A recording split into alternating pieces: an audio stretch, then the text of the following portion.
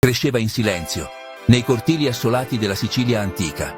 Le nonne la chiamavano Cucuzza Spinusa, ma nessuno osava toccarla. Era strana, piena di spine, eppure aveva qualcosa di magico. Oggi l'abbiamo dimenticata, ma lei è tornata.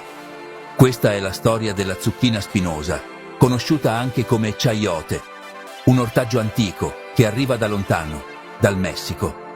Ma in Sicilia ha trovato casa e un significato più profondo. Rampicante, elegante, con frutti dalla forma quasi mistica. Si pianta intera e germoglia solo se le si dà amore e pazienza.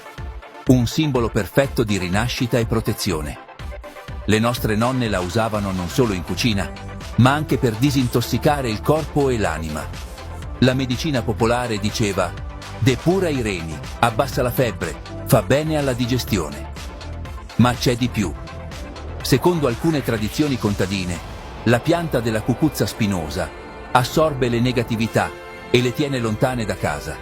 Un talismano naturale, piantato accanto al muro di casa, perché proteggeva, purificava, guariva. E oggi torna nei giardini di chi non ha dimenticato.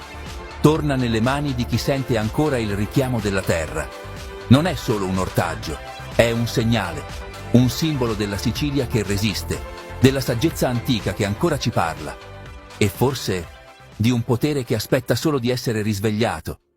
Se senti anche tu questa connessione profonda, seguimi per non perdere i prossimi video.